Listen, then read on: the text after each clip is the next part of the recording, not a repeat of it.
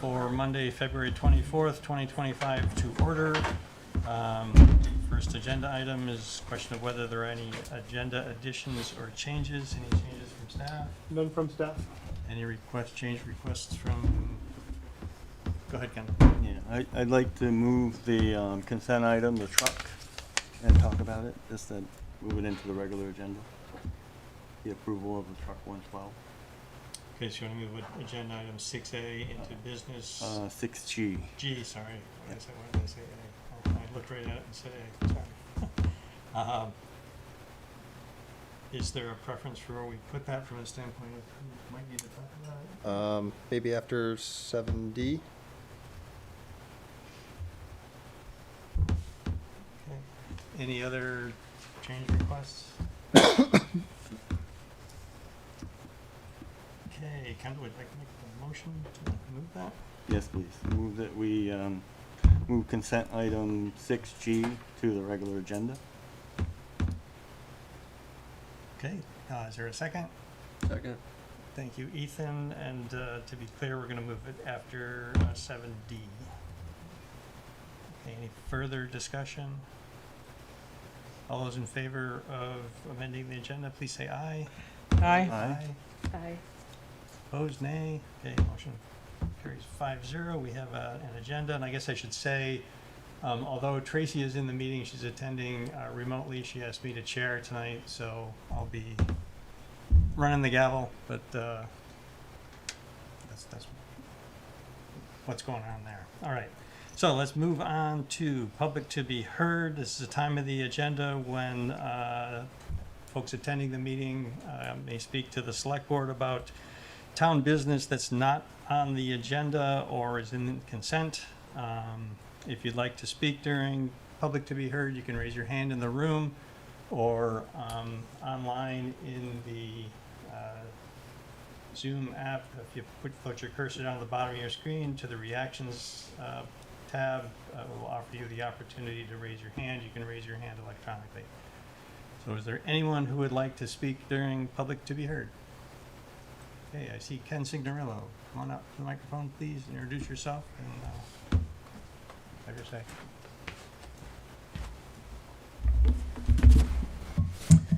Good evening. I am Ken Signorello, a town resident. I have two things, very briefly, I think. Number one, this is a special meeting, I think, because according to the Secretary of State, a meeting that takes place outside of its normal meeting time or place is considered a special meeting. Technical thing. I'm just at our organizational meeting, we set the schedule for the year. We're allowed to set it however we choose, as long as we have at least one meeting a month. It can be changed. I'm just simply saying that if it's not in the time or place as specified, I went to the town website. It says first and third Monday. This is not the first or third Monday. Technically, it's a special meeting according to the Secretary of State. Just saying, I got that from staff. Thanks for your comment. From a open meeting law complaint. So that's what I thought.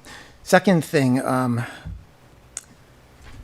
is at the last Planning Commission meeting, once again, I went to the town calendar on the town website. I think this was already reported by somebody else, but I'm just going to be bringing it to your attention. Clicked on the date for the meeting, agenda, an agenda did pop up.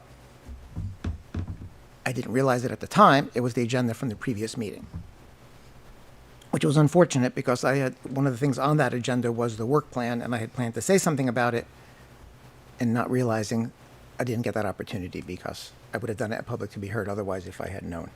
So there was just another small glitch. It's a different kind of a glitch than what I've reported before. I hope that gets resolved sometime soon. I think it was reported. I think somebody, yeah. That's it. Thanks. All right, thanks, Ken. Anyone else wishing to speak during public to be heard? Okay, I don't see any hands, so we'll move on to our next agenda item. It is 6:35. I'll open the public hearing on the proposed Code of Ethics Investigation and Enforcement Ordinance, Title I, Chapter 1.05. Do we have any introduction for that? Sure, just briefly, as we've spoken to you about in the past, the state has passed a new ethics law. And this is one of the components that the municipalities have to adopt is a ethics ordinance. We have taken the language from VLCT, Vermont League of Cities and Towns, as their model ordinance. It was passed by the select board at your last meeting for consideration for final passage tonight. We do have one change that was brought to our attention, so that means if you pass it tonight, we'll have to have another option to pass it with amendments. Excuse me. If you pass it with amendments tonight, we'll have to have another public hearing. Just a small discrepancy as far as if somebody has an ethics complaint, where it goes. For the most part, that's going to be the deputy manager, but if it happens to be the deputy manager, it should come to the town manager. So that was not entirely clear in the ordinance, so we can clean that up. But happy to take any other comments that you or the public might have in consideration of other potential changes before this gets final adoption. And do you have anything to add to that? No, I think that's great. Go on.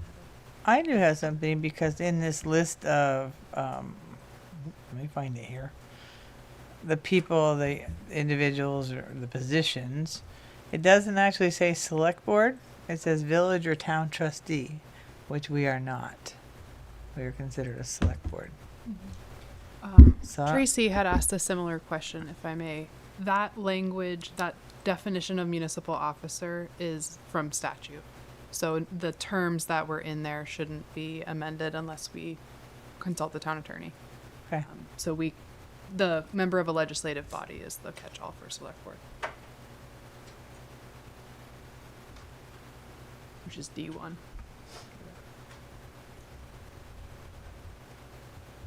Any other comments or questions? Any comments or questions from the public?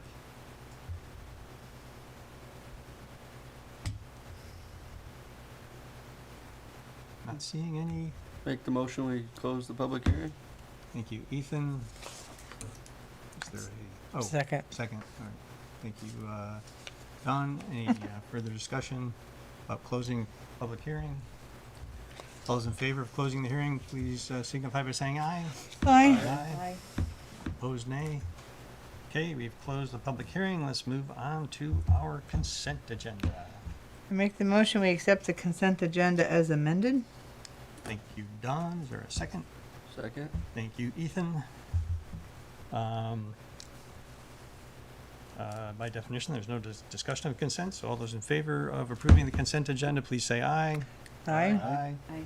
Opposed, say nay. Okay, motion passes 5-0. Moving on to our first business item, presentation and discussion about town meeting preview, what's on the ballot. And Tracy is going to take this one.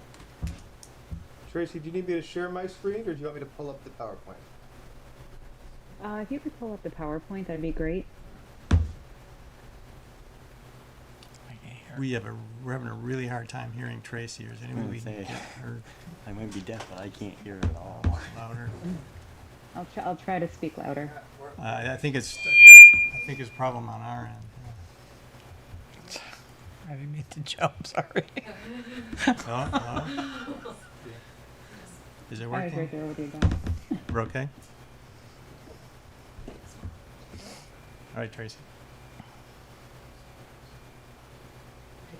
Okay. So tonight we just want to walk through the fiscal year 26 proposed and operating budget and the 2025 town meeting ballot. Just for informational purposes, the fiscal year 26 budget does run from July 1st, 2025 to June 30th of 2026. So earlier this year, the select board met and identified some budget goals that we wanted staff and then the select board to take into consideration during the budget development. While we didn't give a specific percentage as a request to keep any tax increase at or under, we did want to limit the operating budget tax increase to a minimum amount, while also meeting the needs in the area, specifically this year of capital funding that has been a focus, and ensuring the cost-effective and efficient operation of the town, specifically within mowing, repairs, and maintenance of fleets. We have had multiple conversations around vehicle replacement schedules, for example. So for the general fund highlights for the FY26 budget, the proposed budget will keep municipal services intact. There were some challenges this year. First of all, health insurance premiums increased by 9.89 to 11%, depending on the employee's selected plan for coverage. Just as it does your household budgets, inflation continues to drive up many costs. This is from contractual raises for staff, construction supplies, vehicles, pretty much anything we purchase is subject to inflation. Supply chain issues have also extended the period of time for major equipment for vehicles to arrive after ordering. I believe that's also one of the rationale for the vehicle replacement that was moved to the business part of our agenda from consent. And also the police patrol officers are again budgeted at 90% to better approximate, align with historical spending, primarily due to staff shortages. We're not budgeting over historical vacancies that we currently have. So for cost savings and efficiencies, Essex Junction will continue to pay toward the police department and assessing services based on our shared services agreements and the police contract. Capital transfers from the operating budget this year are reduced to $216,000 from $470,000 in FY25. $250,000 of fund balance, this is surplus from the previous fiscal year, is being used to cover those capital costs this year. And voters this year will be asked whether to increase the capital tax by 2 cents to ensure that those future capital funding needs, that the funding for those needs remains intact. We have encountered strong interest rates, which will continue to allow the town to generate interest revenue. And this year that's budgeted at $350,000. Moving on, a variety of staffing changes have been proposed, including the Essex Free Library, including substitute hours per week by 5 hours. That's an eighth of a full-time employee. This will help with programming and coverage. There is no impact to benefits by making this change. Community development administrative assistant is proposed to become a planning technician. This will help with staffing and the move to a development review board model that was a charter change that was approved last year. This will increase those hours from 28 hours a week to 40 hours per week. It does include benefits. It's an increase of a third of a full-time employee. Within Parks and Rec, a 28-hour per week programmer funded through the Rec Program Fund will become a 40-hour position. It's proposed to be a 40-hour position. Again, this is an addition of a third of an FTE coming from the general fund. Also, allocations of personnel costs between the general fund and the Rec Program Fund have been updated. In FY25, the assistant director for Parks and Rec was eliminated and replaced with a Parks Maintenance Superintendent to better serve the community. And the fire department budget also includes additional shifts for per diem firefighters, increased pay rates for volunteers and per diem firefighters. This is in an effort to provide better emergency services coverage. The general fund highlights, more so the fund balance of $90,000 will be used to offset the tax rate by paying for one-time expenses, $40,000 for recreation needs assessment, $45,000 for 3 pedestrian crosswalks along Route 15, and $5,000 for the Chittenden Area Transportation Management Association, or CATMA, for a transportation study under economic development. As we noted previously, $250,000 of fund balance will be used to offset the reduction of capital transfers. It's important to remember that one of our main goals was to use fund balance to cover one-time expenses, not to cover ongoing expenses, because, you know, for the simple reason that if you're using not one-time funds for ongoing expenses, that cliff will come when you need to start funding those on an ongoing basis should those one-time funds dry up. So the summary of changes in operations, this is compared to the FY25 budget. Regular personnel and costs is an increase of $664,919. Uh, as we mentioned earlier, the reduction of transfers to capital projects, that decreased by $254,000. We had a safe year this past year, and it's reduced our risk for our insurer. So we saw a decrease of that amount of $102,000, $102,060. Sand, salt, gravel, fuel, gasoline, we saw a decrease of $60,977. And then for professional services, the largest increase involves using the fund balance for the recreation needs assessment at $40,000. Again, the CATMA study was $5,000, but overall, this is an increase of $29,979 over FY25. For vehicle purchases, that's an increase of $37,000. Traffic control, $21,800. Green Mountain Transit saw an increase of $21,093 over FY25. Also, a $20,213 increase for the technology subscriptions and licenses. This largely falls within the IT realm. And the net of all other increases and decreases was $45,179, which brings the net increase in operating from FY25 to $423,202. I do want to point out, we'll get into this in a little bit, but the figure above includes $163,660 of human services funding, which equates to 1% of the proposed operating budget. Human services funding has historically been included, but it will be voted separately on the for FY26 on the town meeting day ballot. Which brings us along to a little more information about that piece. So every year since 1987, the town has allocated 1% of its operating budget to fund human services organizations. This amount has been included as part of the general fund, but for FY26, just to better adhere to case law, legal guidance, and in the interests of transparency, that 1% for human services funding will be a separate question on the ballot.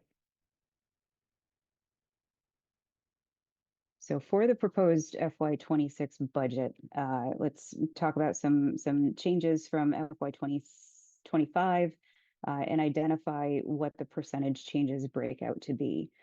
So you'll see on your screen that we do have a handy table without human services and with human services, just to make it very clear what impact that will have, as well as without. So the total proposed budget without human services funding is $16,365,963. Adding in the 1% human services funding brings that figure to $16,529,623. Without human services funding, the change from FY25 is $259,542. Adding in the human services funding, that figure goes up to $432,202. From a percentage change based on a budget, without human services funding, it's a 1.61 increase from the budget. With human services funding, that's 2.63. The estimated change in tax levy without human services is 4.1%, and with is 5.54. The grand list change, we are assuming either with or without human services funding, we're anticipating a 0.75% increase. And the estimated tax rate change, this is what drives what you see on your property tax bills. Without human services funding, it's 3.31% for the proposed budget, and with human services funding, 4.74%.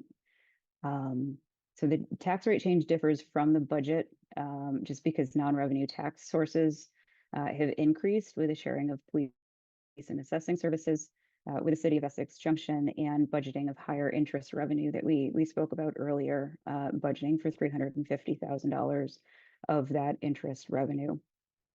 The operating transfers to capital projects are being reduced by $254,000 for FY26. And also the estimated increase in the grand list of 0.75% has been included. It's slightly higher than the 3-year average of 0.67%. So now that we've talked about the percentage increase, let's talk a little bit about what the estimated tax impact will be. For the town general tax, the estimated tax rate 0.7295, which again is a 3.31%. Absent the human services funding for an average residence of $280,000, this would equate to $65.52 increase per year. Adding in the human services funding, that number would increase to $93.80 again per year.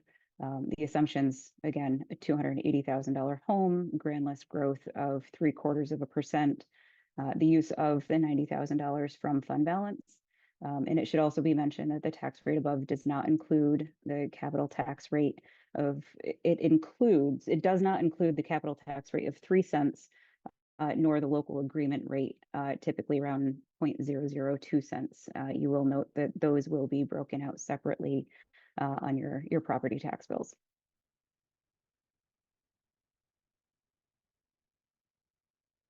Okay, so breaking it down even farther, what does that get you for your dollars? Overall picture, copy of the pie chart. This is also on page 39 of your annual report that you should have received recently. It shows that for the average Essex home of $280,000, the total estimated municipal tax bill would be $2,127. Keep in mind that this is only the municipal portion of your tax bill. On your property tax bill, you will see the municipal tax and the education tax broken out separately, but you will see the combined total property tax bill, but it will be broken down on that bill. So yeah, what I'm showing you today does not include the education piece of the budget, which is handled by the Essex Westford School District. So just to note, your tax dollars do include 24/7 public safety and dispatch services, 24/7 fire protection, first responder services, 24/7 ambulance services, 24/7 winter plowing, maintenance of roads, sidewalks, paths, bridges, buildings, vehicles, equipment, all of our staff departments, committees, all of the good work that's being performed by volunteers and our dedicated and talented staff. So the budget isn't the only item on the ballot. In addition to the general fund budget, the town meeting ballot will also include several other items. We've spoken a little bit about the human services funding. There is also a proposal to increase the capital tax rate. We'll get into that. Also, a few charter proposed charter changes, and of course, elections.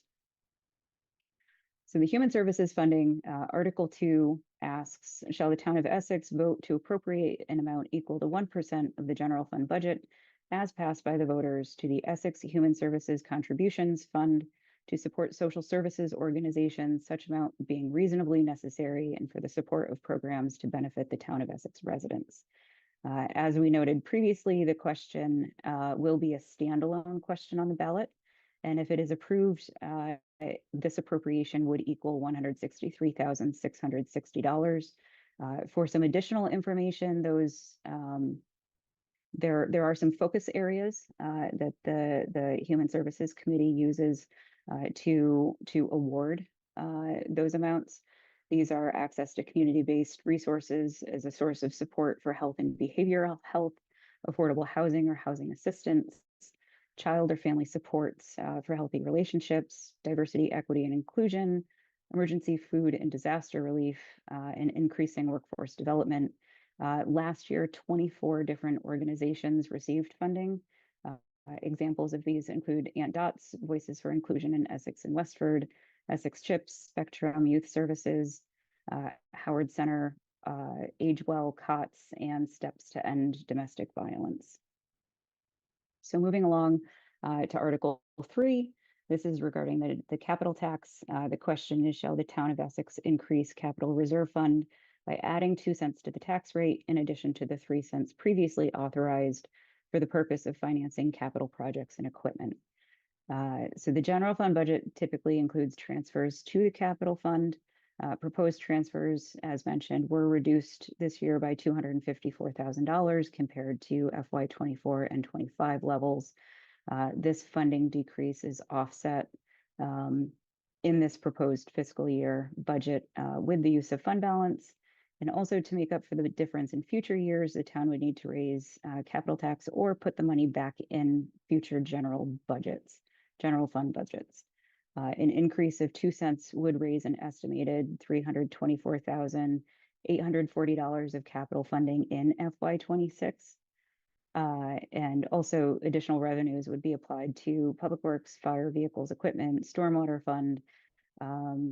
Combined, these are expected to be in the negative by FY30 unless we do something. So this is our way of making a proposal to do something to make that more feasible. So after reappraisal is expected to be completed in FY27. The 5% capital tax rate is projected to raise 1.49 million. It should be mentioned that an adequate level of capital funding does range between 1.5 million and 1.8 million annually. Staff would also be pursuing grants and other funding sources to cover this gap to the maximum extent possible. However, this gets us back to a state where we're better funding capital. It's more transparent to fund capital from capital rather than relying on the operating fund transfers. And in addition, we did speak earlier about the increase in interest revenue.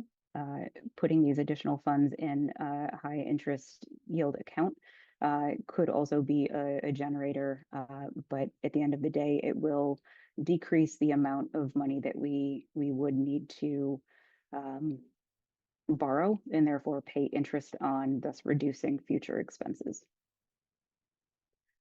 Also on the ballot are charter changes. Based on the good work of the Charter Review Committee, the Select Board did put 7 proposed charter changes on the town meeting ballot. Article 4, shall the town of Essex amend its charter to provide a clearer description of the role of the town moderator. Article 5 is around the timing of approval of Select Board minutes. Currently, our charter says that we have to approve them at the next meeting. If there are changes, that introduces some question as far as whether we're actually meeting statute. Article 6, amend its charter to change appointments made by the Select Board and the town manager. This just, for lack of a more technical phrase, just tweaks the language a little bit for who appoints who.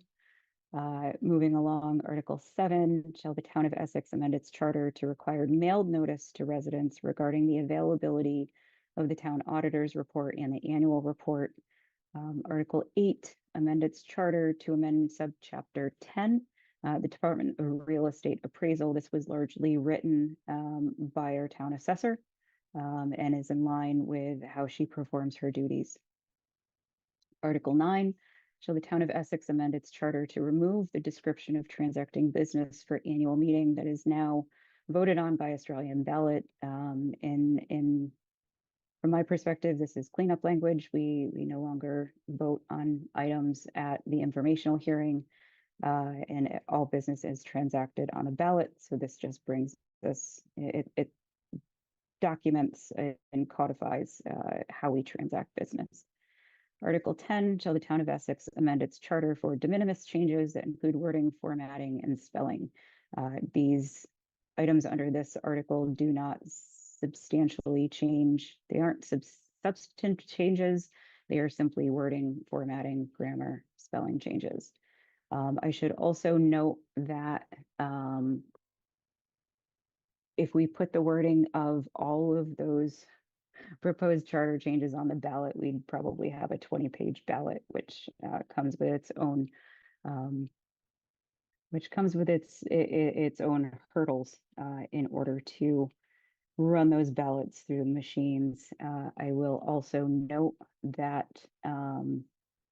those changes can be found in their entirety by going to www.essexvt.org/charter 2025 ballot. All of those links do have the proposed red line, red and blue line. There is a color code there in their entirety, should anyone want to dig deeper into the actual verbiage of those changes. And last but not least, on the ballot are elections. Article 11 is the election of the following. A one-year term for our moderator. There's one vacancy. 2 3-year terms for select board. We do have 2 vacancies, 2 seats that are on the ballot. And also the Champlain Water District Commissioner. This is 1 vacancy for a 3-year term.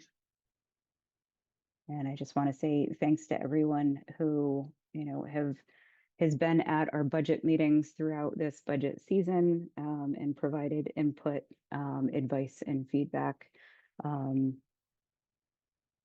We do thank you for your continued generosity and support of the town budget, since this does allow us to maintain the high quality of services that make Essex such a great place to live and work. All right, thanks, Tracy. Are there any comments or questions? Again, if you're in the meeting online, if you move your cursor down to the bottom of your screen, the reactions tab should open up. If you click on that, it will give you the opportunity to raise your hand. Please do so now if you have a question or a comment. I don't see any hands in the room. I don't see any hands online. So, move on. All right. Next budget item is presentation from Stantec about Upper Main Street Municipal Complex. Come on up.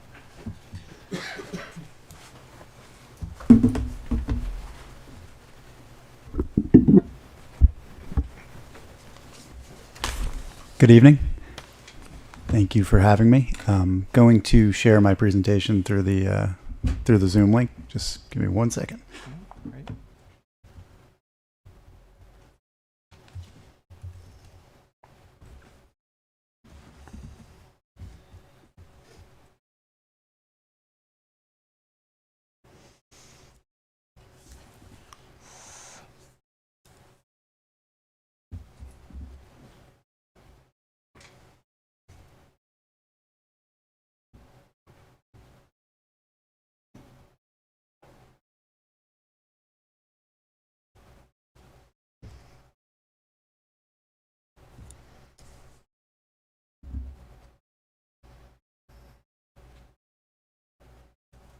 Okay, it is up. So I don't know if you wanted to give an introduction or wanted me to speak. Why don't you just go ahead? Perfect. So it's as of last June, our team, including us at Stantec and a wide variety of folks, including yourselves, have been helping us develop this Upper Main Street planning project to come up with a solution for a new municipal complex, but also a new town center. So Stantec has come in and developed a master plan through a lot of thoughtful coordination with the community. And we've gotten to the point where we've actually presented a preferred concept to the public. So I'm going to go through a little bit about that. And please invite questions at the end or comments at the end. One thing I should note is that we did add a draft report to your package, and we're still gathering input from folks to make sure that it's presenting the appropriate material to everybody who are reviewing it. So please take a moment to review that. If you have any feedback, please reach out to Catherine or myself, and we'll do our best to include whatever future comments you may have. Just one quick thing. For the record, could you state your name? Yes, sorry. It's okay. I'm Chris Gendron with Stantec Consulting Services. Thank you. So as I discussed, back in October, we had our first planning session where we basically had a blank slate. You saw it on the title sheet. We met with the community and stakeholders to discuss, hey, what do you want? What do you want to see here? and we got a lot of valuable input from that. In addition to that, we had an online survey that got a broader reach and gave people outside of that meeting to provide input. And there was a variety of things we learned from that that allowed us to start to develop 3 separate master plans to start the consideration and start the process. So what we did from there is we had a second meeting where we presented these 3 alternatives to the public to get those creative juices flowing, to find out to test these different plans in front of the public and in front of stakeholders, to get their input on which ones they like, what they liked about each individual one. It wasn't necessarily, oh, we like this one, that's the one we're going to do. It was, hey, I liked a piece of this one, I also liked a piece of this one. How can we incorporate some of the stuff we saw in option 3 into option 1? And that's where we are now, where we've actually developed a preferred master plan based on all the comments that we've received. A few other things that we've done is, in addition to what was done in the ETC Next, we also did another survey on kind of the look and feel of buildings. So as part of the online survey, as part of the public engagement process, people had an opportunity to say, I want my building to look like this, not like this, and was able to kind of give us some input. So when we were doing our 3D renderings in our report, they reflected what the community wanted. And it also gives the next phase of design some input on where to start.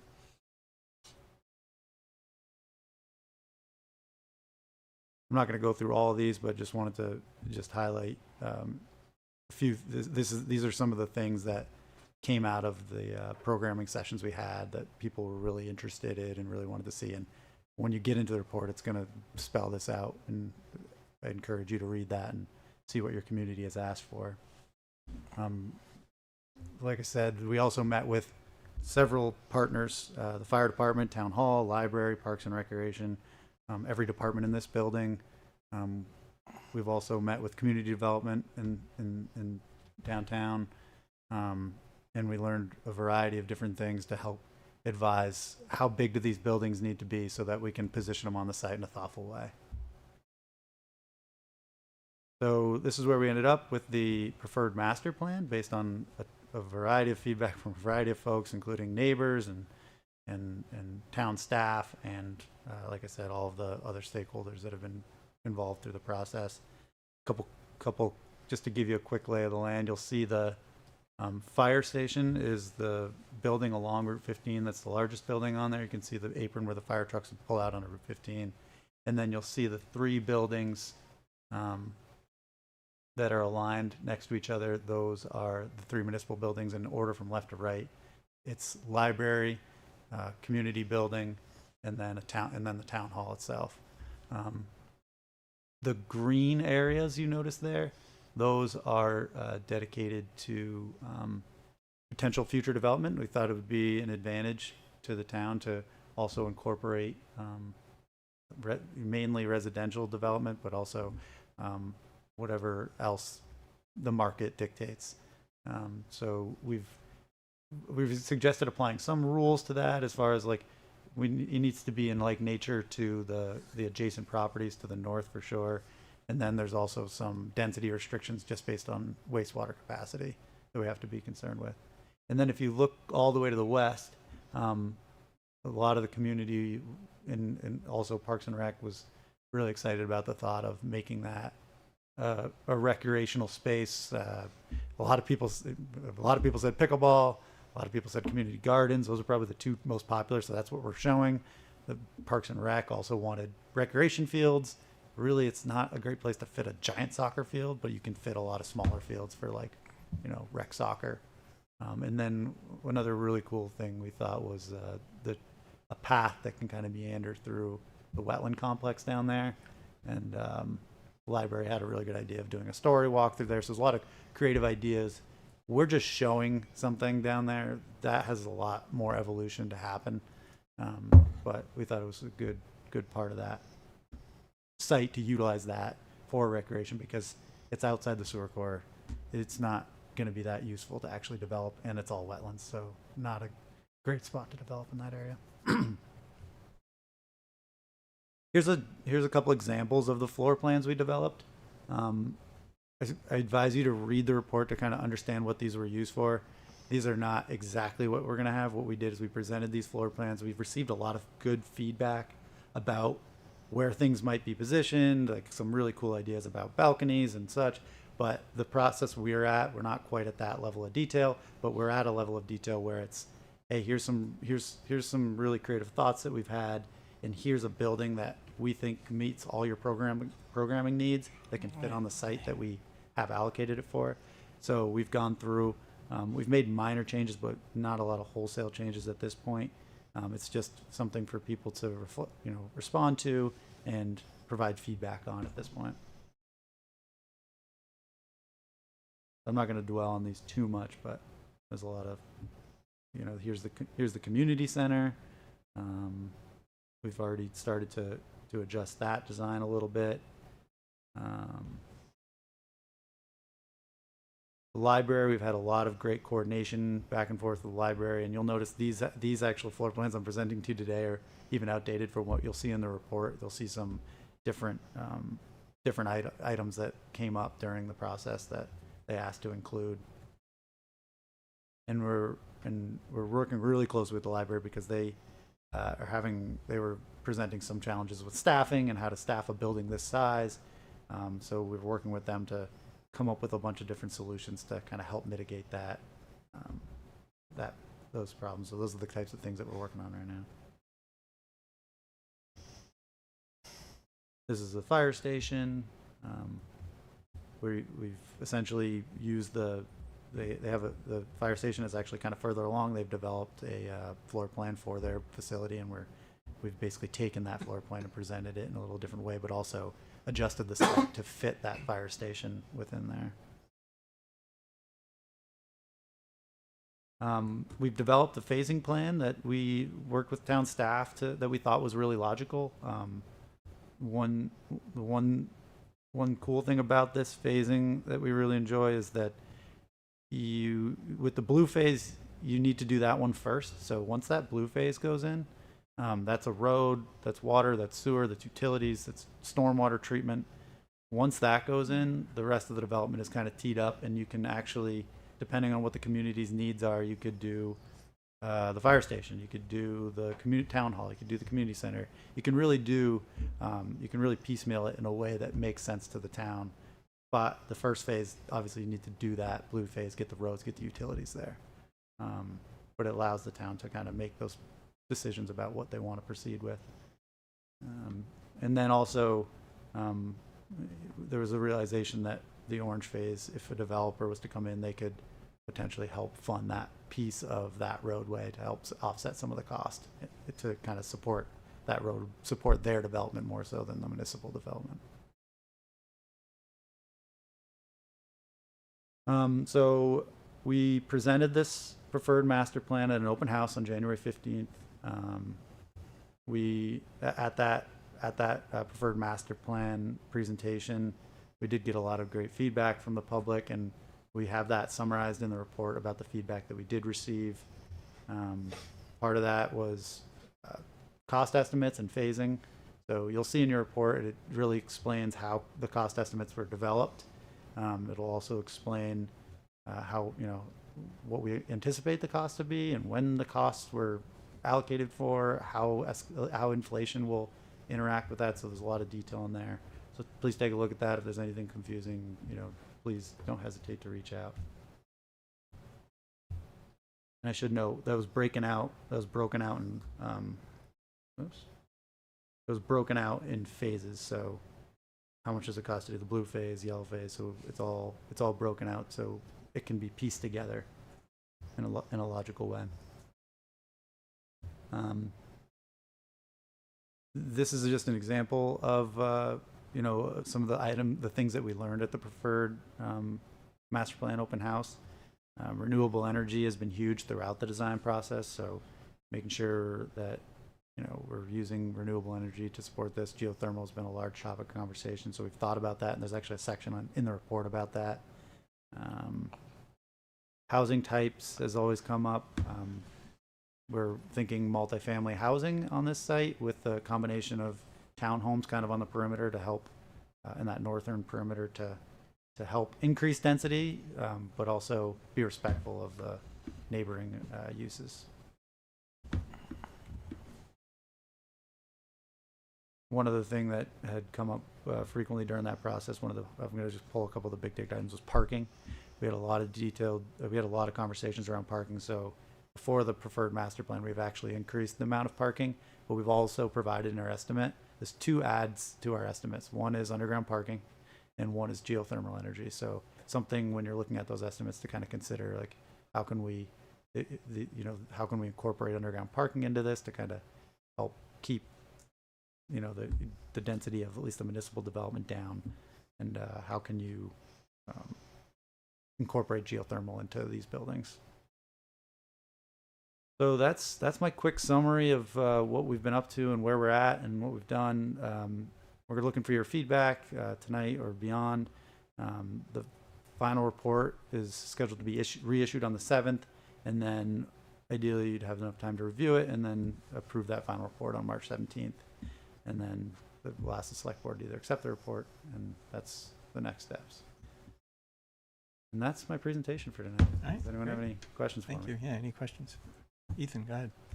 I got a question for you. I'm sure you got my question earlier through Greg, but about the fire study. Yes. Yep. Okay. Those are- So I looked in your draft final report, Mhm. and it says 43,315 square feet. Yep. So using the 750 that you gave for your cost estimate per square foot, that's still 32,486,250. Then you add in 450 for geothermal, it's still the 33 million that was. Are you referencing the impact fee estimate or the? No, I'm referencing the cost of the fire station that's listed as 27 million in the report. Yeah, so there's a lot of different things that could account for that. One is we're at a more detailed, we're at a more detailed level of design than when those were. They used a $750 per square foot number. We didn't necessarily use that. We used, the latest method for estimating. It's called. There's actually a detailed. It may not be in the draft that you saw, but there is a detailed reasoning behind the estimates. Likely what's happening is that they had a higher, like a higher level estimate. There also could be that they're including all the infrastructure. So that blue phase I was talking about? Yeah. That when they're doing their estimate, they're looking at it as an independent building. So that would include a road getting to it. We've broken that road into a separate grouping. So those are 2 things that stuck out to me when I saw that email about that question. That could be the reason why you're seeing that cost differential. All right. I just have concerns that $5 million is a big difference Oh yeah, when blue phase is only projected at 6 itself. yeah. Ethan, I think something that's something we can clean up. Yeah, just it's important to note that. Explain the discrepancy at the very least. Yeah, absolutely. So, Yeah, we'll get and I some can't more compare detail. any others because we only have a fire study. We don't Yeah, have a right. town Yeah, hall fire study or a station, library impact study or. But if you are interested in how the fees were, how the construction costs were calculated, there's a detailed report in the appendices. There's a description on the cost estimate sheet that describes exactly where it is. But if you really want to get into the weeds about it, you'll go right to the appendices where the cost estimator has a report and all the assumptions that he's made and where the numbers are coming from. From Stantec. It's actually a third-party consultant, Okay. Apex Consulting. Okay, so the 750 was, this is a staff question, the 750 was from the fire study? The fire study used $750 per square foot for their estimate. Yeah, I believe from Tom Richards with the fire department, he thought that there could be another reason there could be a difference, and this is sort of what Chris was saying actually, but it's a 750 per square foot across the whole building, and the fire apparatus bays will likely be quite a bit less, and so that could be part of the discrepancy in the price too. Okay. And in the Yeah. town actually specifically requested a third-party estimator just to make sure that it's just like someone coming in cold Yep. to kind of gauge that level. Okay. Yeah, because I remember asking that question when we did the fire study, and the other one of the part of the unfigured cost was that the new fire station would have to have, as well as the infrastructure of building and having its core infrastructure, the new fire station would also have to have upgraded equipment, which would also largely add to the cost to, Yeah. fulfill we could build the building for X dollars, but to fill the building With the new equipment, yeah. was it's a part different- of the, so that was my only concern, was just, to make sure that we were closer than 5 million. If I'm wrong, then Ray, I'd love to see that, That's I'm looking forward to seeing more of all of the buildings and price. That's probably one of the more important distinctions is if you read one of the assumptions that the estimator made, he said, no furniture or special equipment. So that can add up pretty quickly in a fire department. Okay. And that's gonna be added into or it's already, I didn't see any of that. So there's an appendix that was not included in your packet. That is still Sort of- also in draft form. Yeah, that you'll have. Okay, Yeah. awesome, thank you. Yep, of course. All right, thanks, Ethan. Any other questions? Go ahead, Kendall. I was just curious why you have two roundabouts. There wasn't any way to configure that intersection with one? That's a great question. I'll preface it with no traffic study has been done.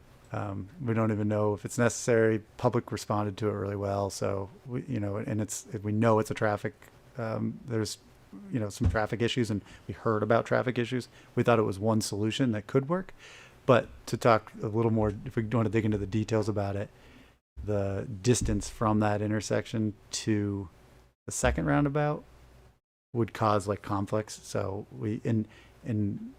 the state would only allow a right in, right out at that. But if we put in a roundabout, they would allow full access. So you could take a left, right, do whatever you need. But without that second roundabout, that was kind of the minutia of it. But all stuff that would get worked out in a formal master plan traffic analysis for that whole development. Okay. Thank you. The only other question I had looking at it was, I think looks red to me, but it could be cyan or whatever. The road that goes down towards the long part. Is there a reason to locate it in the middle of that versus along one edge of the property? There's wetlands to the east. So To the east, but to the west, to the west, that's where that's where we're trying to allocate just more. So you're almost maximizing that space for that private developer. In that area, which the developer next door has talked about development, so it kind of works to have it next to each other. That's the only reason why the road's good. It's not really. It's like, yeah, it's almost. It looks like the middle, but it really is right on the edge of the wetland. Yeah. Okay. Thank you. Yeah, of course. I got a question. Sure. So I remember in one of the early discussions, there was a comment made by someone I think was on your staff that said that you don't have to go up very high to be able to see Mount Mansfield from that location, from that, I haven't tested it yet. and so that was my question. Maybe we could send a drone up to take a look Yeah. and see. We have see a drone. where you can see. I want the but, fire truck. but looking at a lot of the building designs, that east wall is stairwells and utility rooms. Seems like it ought to be windows if you can see Mount Mansfield from the third floor, second or third floor of those buildings. Yeah, that's good feedback. I think it may be just a orientation of the buildings or the utilities or whatever in them. Yeah, I forgot to mention the fact that there's also the park. There's a park-like feature in the middle too that, for farmers markets and stuff, and we have a lot of like balconies overlooking that and being a part of that. So you almost have this competing interest of the views, Okay. but also look at the right. like, do you want people connected to the town green? Gotcha. But I like the idea of also, but that has to be thought of Right. So when the you're. manager's office needs to be in that corner. Yeah. What is it? What does Greg want to see? Does he want to see the mountains, or does he want to see the people? Think of the Adirondacks, the mountains, and the people. Yeah, maybe we could just, yeah, we'll just get you the whole the whole corner. There's just I think you can, Yeah. once you get up a little ways there, you're gonna be able to. I have to have a imagine you nice can see it. view, I just so. can't picture it. I can't, yeah. We could fly in a drone up there, I'd love to. For the record, I hope to see this completed. I hope to be here and be part of that. I will go Yeah. anywhere. But if there's a way to be a nice conference room up top that has good views, that would be awesome. That would be great, I'll yeah. sit wherever the manager's office ends up being, down in the basement. That's fine. Exactly, yeah, I love it, love it. All right. I got one more. Go ahead, quick Ethan. comment. I wasn't gonna say it, but Kendall brought up the roundabouts, and I was hoping that the drawing was just the drawing, as I imagine it is. But Mhm. the center curb in front of the fire station. Yeah. Let me just go back so I can talk about, you seeing that right there? In there? most of the drawings, there's a center curb all the way in front of the fire station, which prevents the left-hand turn in the road drawings. All I of see, I the see, road I see. drawings. Yeah, let me go back. And I was just hoping it was just a scribble, and then he talked about the roundabouts, and I'm like, well, let's talk about the center curb. Are you talking about here? Yeah. If you look at, that one shows it better. There you go. That's clear. All of the other drawings show I didn't see that one. I was gonna say. There it is. No, there's a center curb in that. In the road. Yeah. On 15. Okay, that one is good. That picture is the one we'll use. If you look at all the other drawings below this one, Mm-hmm. directly in front of the driveway of the fire station is a center curb. Are you saying this here is the fire station driveway, or are you saying? No, this picture shows it correct. Oh, okay. I didn't. If you go down what's a slide, Oh yeah. and you look at the other three drawings, Oh, I see. It- Like it the shows floor a- plans. it shows a center curb directly in front of the fire station. And I was like, Not gonna work.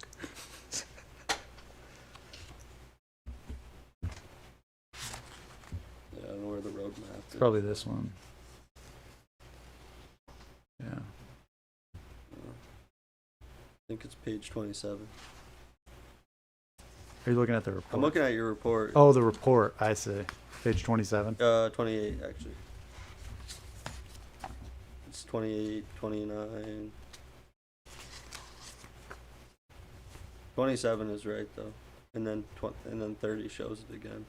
All right, I'll take a look at that. I have just for keynotes for whoever does the drawings. Totally, absolutely. Yeah, and we'll make sure you Throw have that. out there. You see that? Looks like maybe this is what he's talking about. Okay, continues. Gotcha. Good observation. Yeah, thank you. I was just thinking. Got a keen eye. Right. Any other comments or questions? Any comments or questions from the public? Ken Signorello, come on up. Close enough to a microphone, please. Yeah. Ken and I have become friends through this process. How are ya? Ken Signorello here. So, technical thing, I was looking through the report, and not much of it is text searchable, so I was searching for a few things that we lobbied for specifically and couldn't see if they were in there, so I'll ask you and you can tell me if they're in there, and I just couldn't find it. If you remember, we talked quite a bit about edible landscaping. The Conservation and Trails Committee was particularly Yeah. interested in that. I couldn't find any references to landscaping at all. Did I miss it? I do believe I was just going through the final draft, and yeah, we do In the report, probably. discuss that. Yeah, The draft you're talking the The apple two documents trees, that were- raspberries, blueberries, and yeah, pawpaws. yeah. All right, so I'll look more carefully. It's in the report, you're saying? I mean, we may not be at that level of detail at this, but All right. I mean, I remember seeing it. I feel Yeah, like we was it did in there? talk Okay, about I'll it. do Native plants and things like that, or, Yeah, I feel tried like searching it. was. It looks like a lot of we it was can rendered bring it as graphics as opposed to text, so it made it impossible I to know, do the- yeah. That was a problem. I'll give it another look. And the second one, I hope the same situation. We talk a lot about mass timber structures Yes. as much as possible. Was that in there and I just couldn't find Yeah, it? we did discuss it. We did discuss it briefly in the sustainability Catherine shaking her section. head. Is Yeah, it I in there? think I remember seeing that. All right, I'll give that should be in the report. Right, and this. All right, I'll give it another look. Thank you. Okay. Any other public comments or questions? All right, thank you. Look forward to seeing the final report, and thank you for all the hard work. Appreciate Remember, it. if you have any more questions or comments, feel free to reach out to Greg and he can pass them along. All right, great. Is there a date you need those by? Yes. I would need them by Tuesday next week. Okay. I will be gone this week, and then by the 7th, we'll need a couple days to get it pulled together. And when you're making your comments, you know, we're not going to move buildings, just so you know. We can't do that at this level. It's got to, I mean, there also might be situations where you give us feedback and we note that feedback and we carry it forward to the next level, but sometimes we can't just make changes. Sometimes changes are just too difficult at this point, or not enough time, or not worth the resources until the next phase of design. So we'll just consider that if you are giving comments. All right, great, thank you. Thank you. Okay, let's move on to our next agenda item. Consider approval of entering into Vermont Community Development Program Grant Agreement. All right. Chris, could you stop sharing your screen, please? Oh. Yep. Thank you.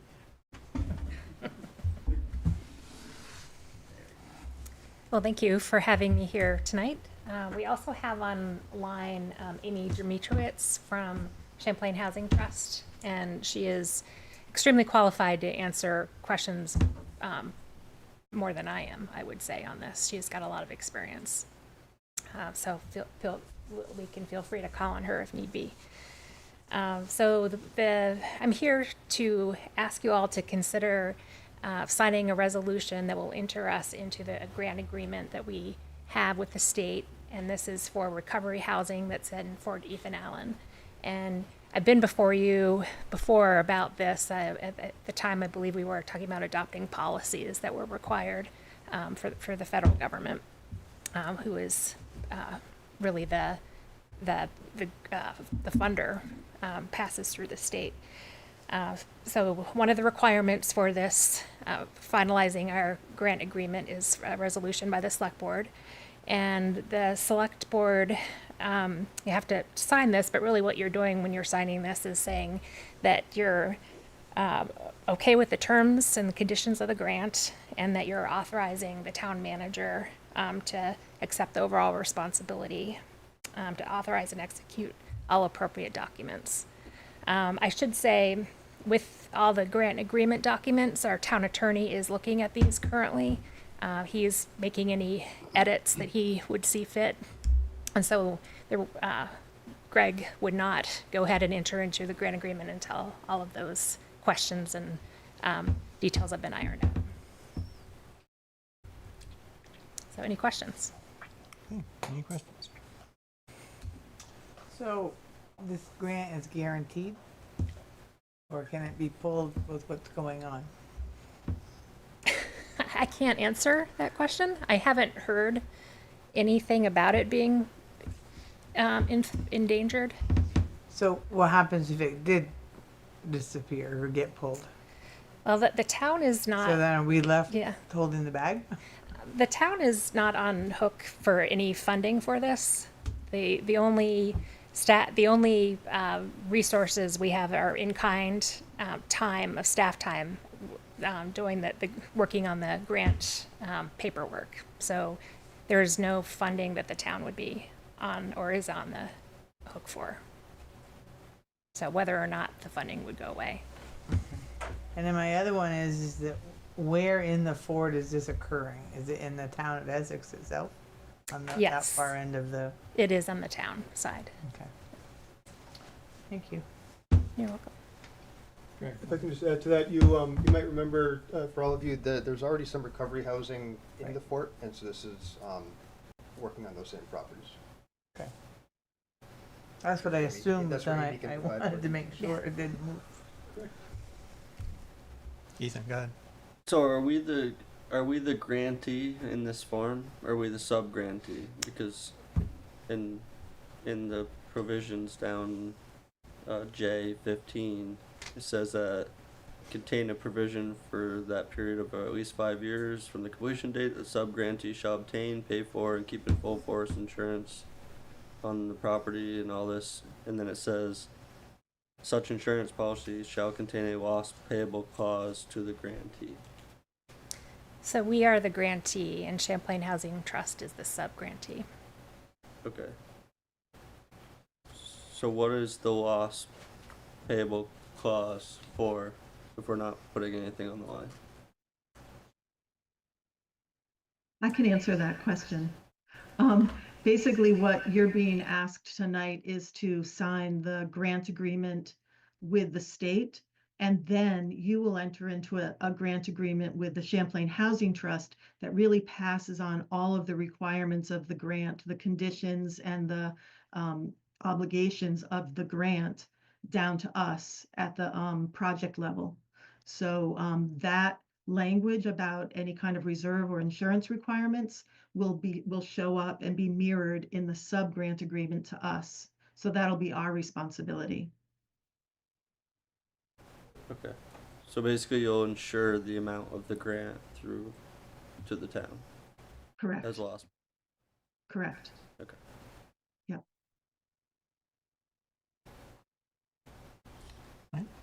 Okay. Anything else?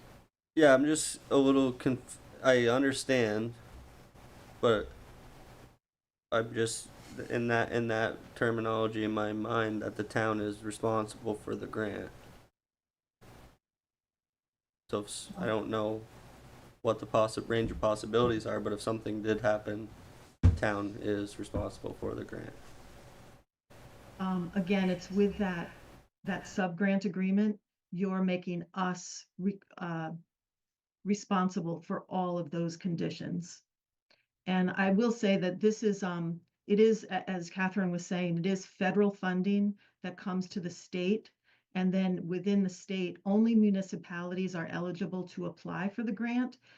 And what happens is that municipalities apply, and then they're working with other nonprofits and providing the funds down. So this program's been around for about 40 years. And it's pretty tried and true, the way things work. And it's really through that sub-grant agreement that those conditions are then passed right down through to us as the project developer. Did that answer the question? Thanks, Amy. Thank you. Yeah. Kendall, you got anything? Well, I may be just a little bumfoozled, but it says there's a minor amount of staff time necessary to requisition and track the funds, but reading through it, looks like there's quite a bit of staff work. Is that really, do you have an idea of how much staff work it will actually require? Amy? I can tell you from our experience, we take on really most of the management. I think Catherine and Greg can comment on this as well, that I will prepare progress reports and requisitions and any of the other compliance response that is needed. And then typically what happens is at the town level, the town manager or director of community development will review those and push the button that submits it. The one thing is that the town will be required to, when we're ready to requisition the funds, we'll need to take the funds in from the state. It will have to go into a non-interest bearing account, and then it'll have to leave that account within 10 days. That's sort of the one thing that's the most town involvement, is making sure that the funds are tracked properly from the state down to the project. Amy, we're not hearing you great in the room, so I'm going to try to repeat that and capture it. And please correct me if I miss anything important. So Kendall, Amy was saying that most of the work lies with Champlain Housing Trust. They do a lot of the producing of the reports. They upload the reports to the grant tracking system. Staff a lot of times, and Catherine and I are already familiar with this process. We have to go in, we sometimes have to hit upload, or we sometimes have to, certify, check the box certifying that what's there, that we're aware of it. There's a little bit of, tracking, financial tracking, for instance, when the money comes in, it has to sit in a non-interest bearing account for, I think Amy said 10 days, and then it gets to come out of the account to make the transfer to Champlain Housing Trust. So it's stuff like that. I think it's similar. We have a couple of grants that we are pass-throughs for. I think it's Essex Senior Housing and Cedars Edge, where similar type of process where once a year we have to go in and certify that we've received their financials and uploaded their financials. So it's a little bit of staff time. I'd say it's not overwhelming by any means. And it's Okay. largely Catherine and I, a little bit from our finance department too. Okay, thank you.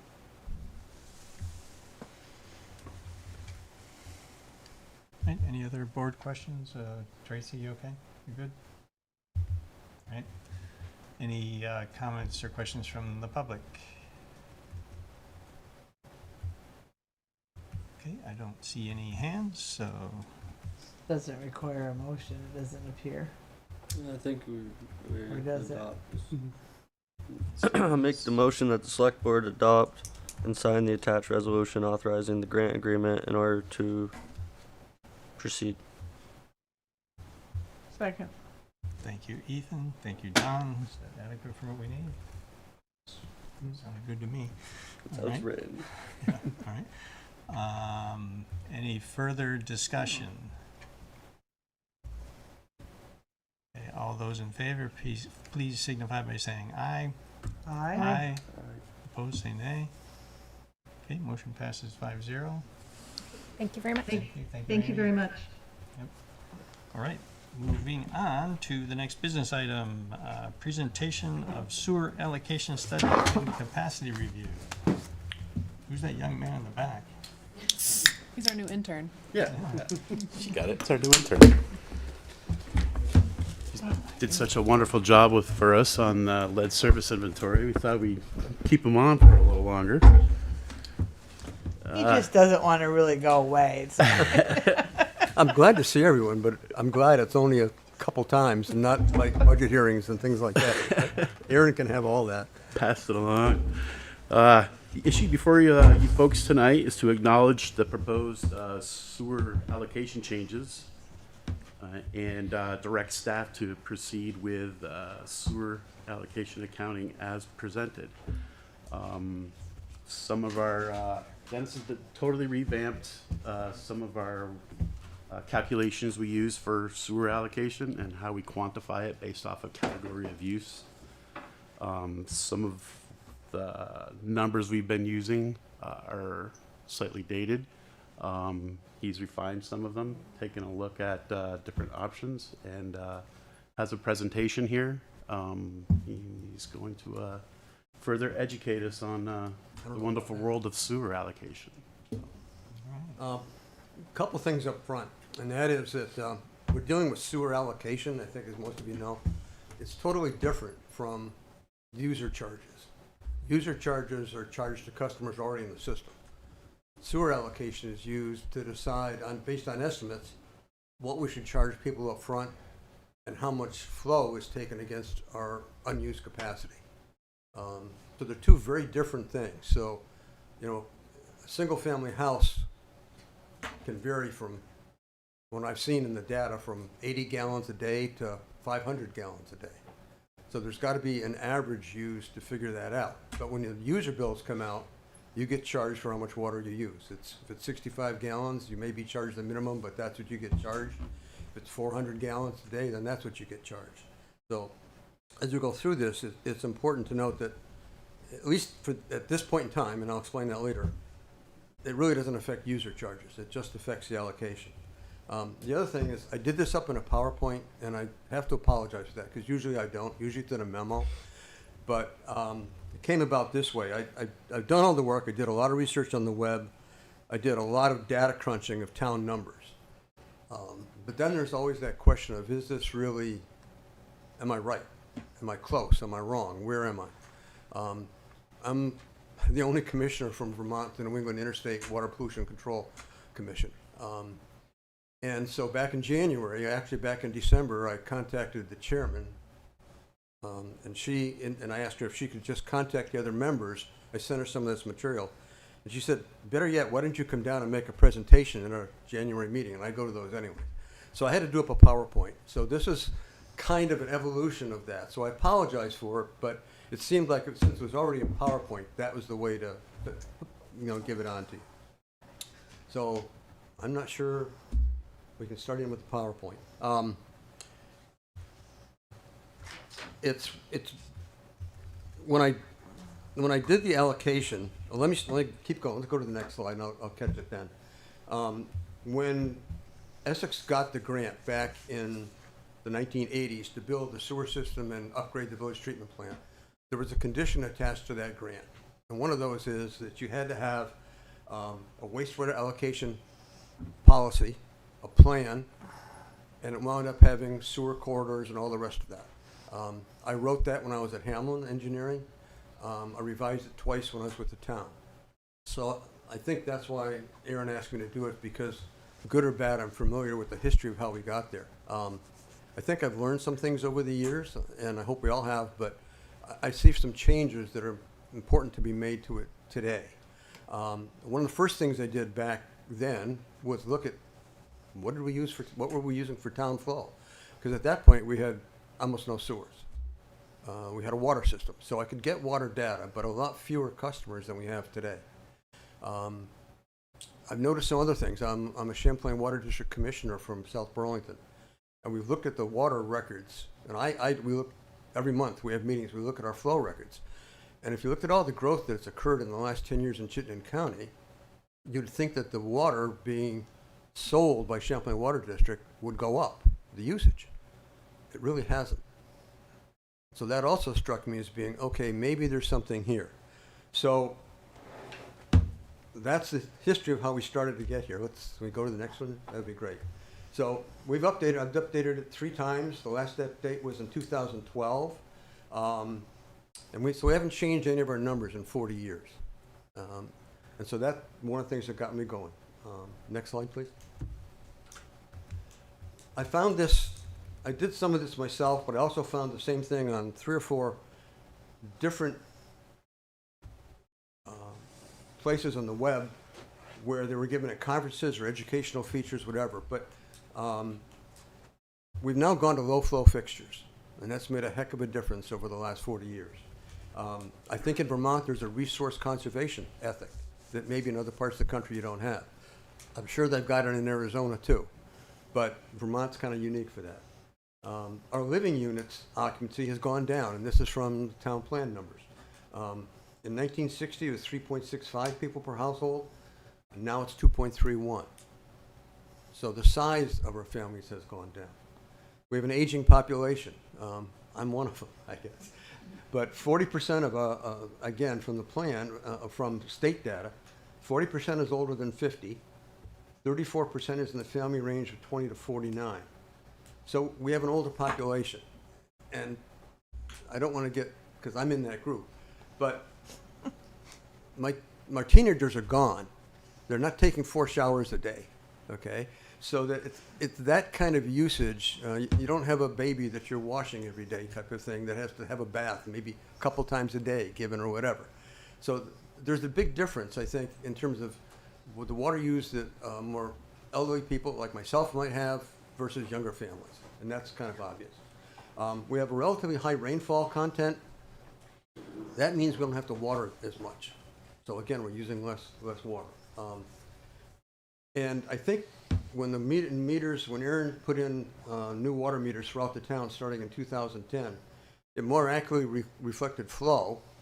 I think it also caught people's attention to say, I've got to now watch the water I'm using, because with the water I'm using, I'm paying higher user costs. So that putting meters in does have an impact that way as well. So you kind of add those things up, and we get to the next slide.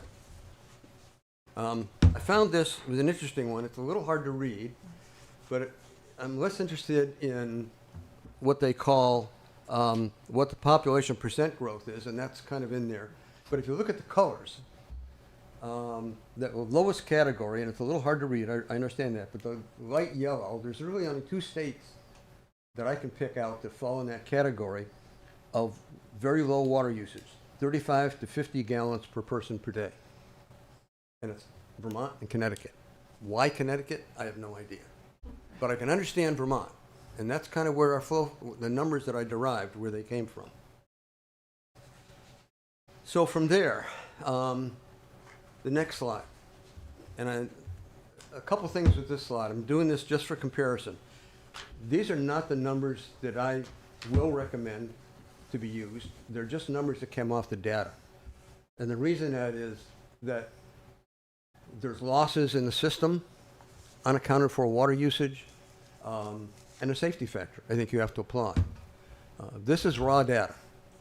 So in the single-family residential, I only took streets that were connected to the sewer. I did not use streets that had septic systems. My bias was that if someone has a septic system, they're more likely to use less water. Can't prove it, didn't investigate it. But with a septic system, I think you're more careful. At least you should be.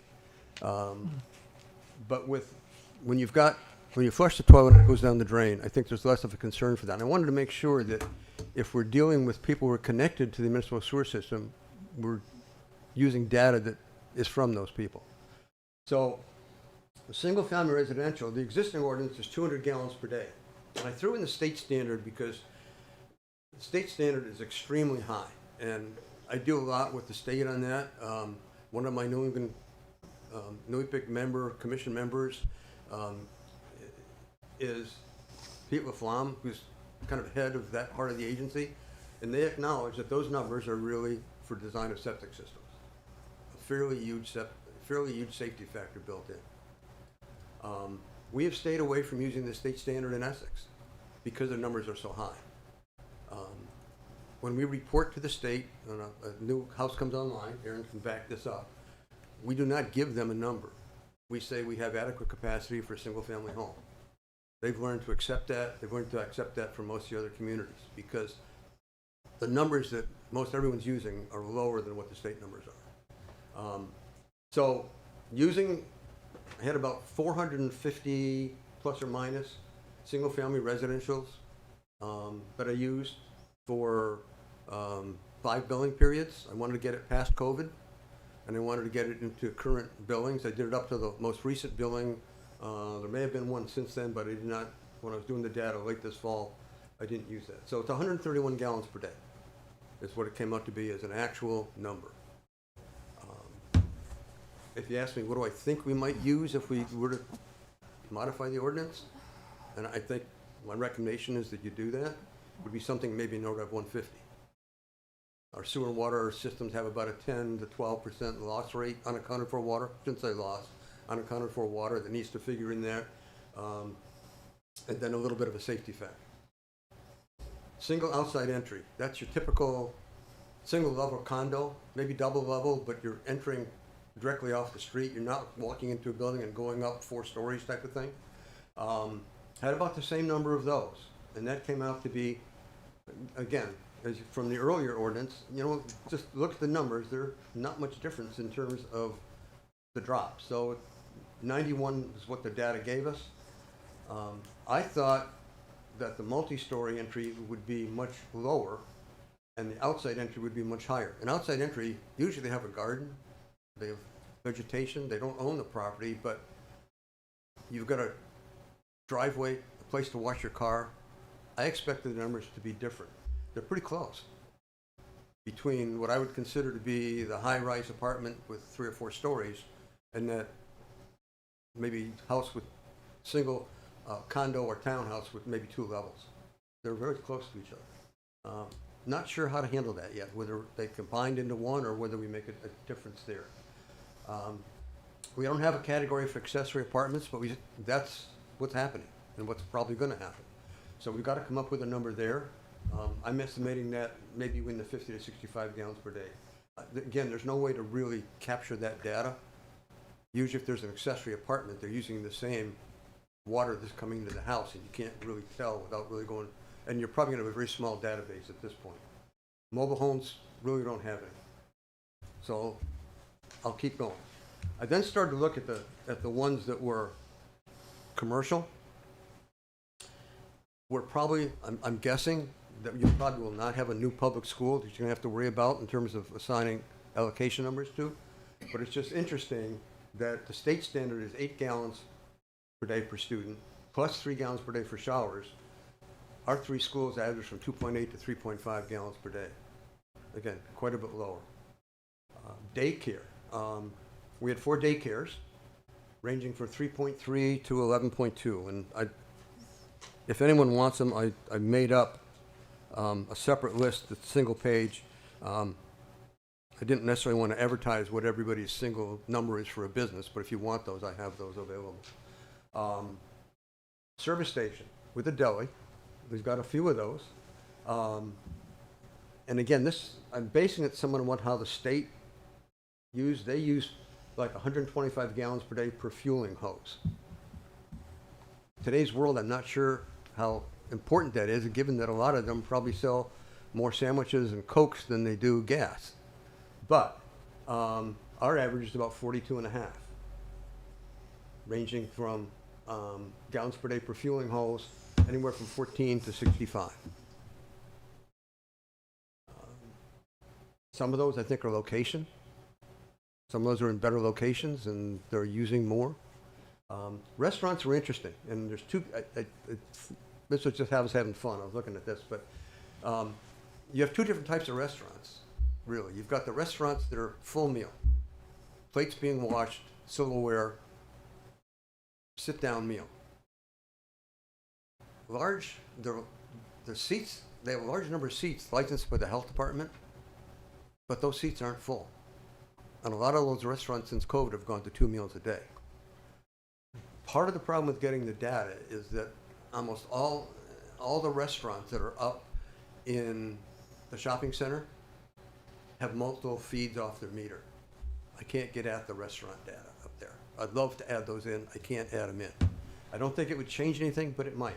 But it's interesting because, again, we have been using, if you look at what we've been using, it's about 10 gallons per day per seat per meal. 32 over there. The average is actually 4.5. From 1.5 to 7 for that type of restaurant. If you go to the next page on the top, these are your fast food places. McDonald's and Starbucks. They're averaging 4.7 gallons per day per meal. So the average water use per meal is the same. Fewer seats, high volume. More seats, less volume. But you get to the same number, which surprised me. But anyway, that's where we are. Nursing home care, not much different from what we're actually using now. Not a whole lot less than what the state's using, but again, that I think was one facility. Doctor's office, had a couple of those. Those came out quite a bit lower. Dentist's office came out quite a bit lower. And I can go on. I didn't give you all the data. There's probably 3 or 4 more pages of data. I think that when this gets codified, if you want to call it that, into a sewer allocation ordinance, you would have to use the same numbers in the sewer and water ordinance. You'd probably cut the number of classifications down to less than all the, you wouldn't put schools in, for example. There's no need to. If you came to that, you could always go back to the data and say, we're going to assign this. But I don't think you need to do that. I think we could have fewer classifications. If something comes in out of the box, maybe you have to refer them to the state standard to begin with. It's higher, but you may have to do that. Okay, let's try the next one. You have to, I mentioned this already. Unaccounted for water would change those numbers and raise them from just the data to an actual number. In most cases, the categories will see a reduced number.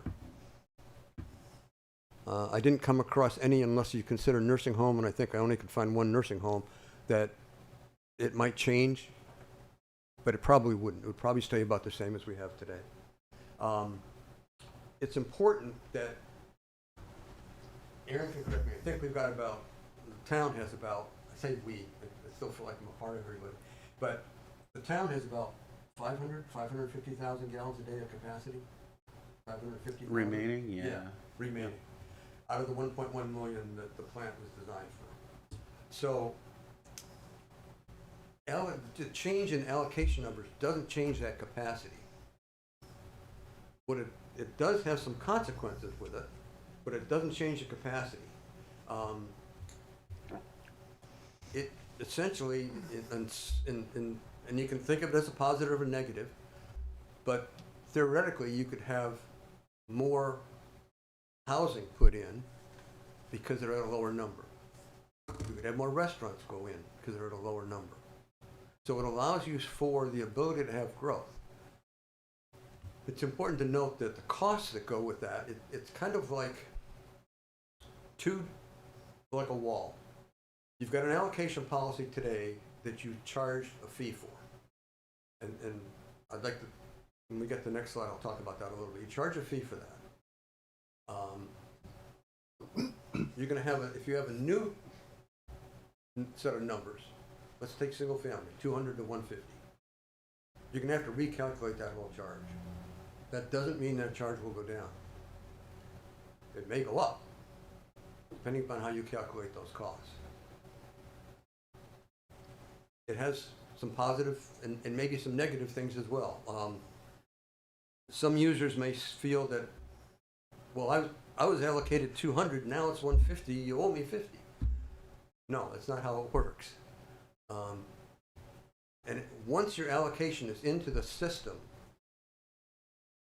and the only caveat I'd use for that might be in the commercial sector, because in commercial buildings, users come and go. You've got to be able to accommodate that. When you switch from the old system to the new, I have a thought about how you might accommodate that change. But once you're allocated and you're now connected to the sewer, your allocation is gone. You're now a user. You're paying user fees. And so there should be no, in my view, there should be no carryover from the old system, except perhaps a grace period for commercial users. And my thoughts there would be you might give a period of time to say, under the new ordinance, we'll go back and look at what that commercial user has used over the last 2 years. If you use more than what you pay for, my guess would be, okay, we don't charge a single family homeowner that uses 600 gallons a day, go back and try to collect that. But if they're using less, you may be able to take that difference and provide them some reserve, have them come out under the new ordinance or the new allocation with a number for that difference, to be fair. Because one day it's a restaurant, the next day it's a dry goods place. And so I think you've got to find some way to accommodate that in the commercial or industrial sector. I don't feel the same in the case of housing, single-family housing, multifamily housing, whatever.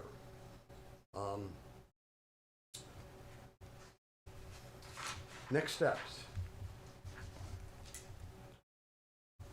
First one's kind of mostly done. We're here tonight to kind of go through and get that concurrence. We would establish new flow numbers. I've got a draft of that, but we decided not to present that tonight. I think Aaron wants to review it. We want Hamlin to review it because Hamlin Engineering is also doing that next step. They would use those new flow estimates in our sewer allocation plan to figure out where the capacity in the system. Does pump station X have enough flow to handle the flow that's expected from that area? The other change that's going to be my recommendation is that we have an existing map that shows allocation on each property. And I think many people, from developers to landowners, feel, hey, that's my allocation. The ordinance says that allocation isn't yours until you buy it. And I think that's caused some friction in the past. My recommendation is that we take the sewer allocation map and create zones, maybe 6 zones, 5, 6 zones. And within that zone, we use flow as a number. Zone number 3 has 25,000 gallons a day of reserve capacity. We take a portion of that 550 that's reserved and reserve that as a select board reserve. So if a zone starts to run out, you can't exactly guess the future. The board can dip into that reserve, providing it's the best interest of the town, to feed that zone if in fact it's necessary. So those numbers, it's important to start with the right numbers, because Hamlin is going to take those numbers, look at the undeveloped land, look at land that may be converted, take current zoning, it's all based on current zoning, and come up with their best estimate of what the impact of new allocation numbers is on the system and how to allocate that throughout the system so it's fair. Right now, the town center, you talked about earlier, doesn't have adequate allocation to what you want to do. So that's gotta be changed as part of this ordinance. It's gotta shift a little bit. Where does it shift from? Well, it may not, if we're dealing with different numbers, you may not have to shift at all. It may be there already. So those are things that have to be looked at. Once we get to that point, and that's 3 months, 4 months, maybe? Yeah, we're thinking of coming back probably during the summer. This is going to have a domino effect. It's going to hit all three ordinances: sewer allocation, water use, and sewer use. They all need to be updated anyways. It's been a while since they have, so we would update them with the new flow numbers and the new process. The allocation ordinance should be adjusted with the new process of calculating it, and we would bring that back to you later this year, preferably this summer, for your approval. And Hamlin's would have an engineering report. They've done it 3 times already, so this will be the 4th time, looking at the entire sewer system and essentially telling the town, this works, but in year 5, you've got to put a new impeller in if you want to keep up with the capacity. Over here, you're going to have to add another pump, or maybe you don't have to at all. Because originally, the original plan was most of that growth was going into the Saxon Hill Industrial Park. That's storage now. That's wholesale storage to a great degree. There's not a lot of water generator. You know, at one sewer point, it was generators. thought that was going to be an IBM 2, to be honest, but it never became that. So now that capacity that's in that area really needs to be put, in my view, where the town plan says it needs to go. 40 years later, 30 years later, 20 years later, times have changed. Situations changed. And then prepare the revised ordinances, prepare the map, come up with the application process, the fees. Fees. I don't want to get too deep in the weeds, but a lot of this I'm looking ahead already. The numbers for me are back about 2 months ago, because I'm looking ahead at the other things. Right now, you have a sewer initiation fee that's paid at the time. Let's say a developer builds 10 houses. They don't pay anything to get an allocation. Yet the town sends a letter to the state saying, we've allocated, because they got planning commission approval, we've allocated you 10 housing units. That's not what the allocation ordinance says. It says you need to pay for it. They don't pay for it, so they start to come in the door and pay their sewer initiation fee. And that sewer initiation fee is composed of 2 parts, because I developed the fee. I went back and looked through the records, and I found my original notes. Part 1 is, what does it cost to connect to the sewer? Plan review, paperwork, inspection of the service, installation of the meter, cost of the meter, real costs associated with that. That's a part of it. The other part of it captures the fact that you're coming on today in 2025 for a 10-lot subdivision, but people have been paying for the infrastructure for the last 40 years. And part of that fee incorporates those earlier costs, tries to make a fair assessment of what somebody should be paying now to repay the users who already built their system for them. Some of that system was built by developers, so you've got to separate that out. But the town originally bonded for the original plant and the sewer, $1,740,000, paid it off. They bonded to have the wastewater treatment plant upgraded for another 100,000 gallons a day. And there's a pump station upgrade at Alden Brook. And there's a few more. There's a few more. For the Tri-Town as well. So you start to add up those costs, okay? And I don't know if I'm looking at it the right way or not, but I'm looking at it as you take those costs, maybe you don't use all of them, maybe you use some of them. What's left for capacity? 550,000 gallons a day. Here's the cost, here's the gallons, there's the cost per gallon for allocation. If it's high, if it's too high, maybe the developer pays half of it when he comes in the door before he can get his allocation, before you give the letter to the state. The other half maybe gets wrapped into that sewer initiation fee. Because it could be a fairly high cost. That's what I'm saying. You have to kind of throw out the old system and the costs associated with that and come to grips with what's the fair charge for this new system at different flow rates.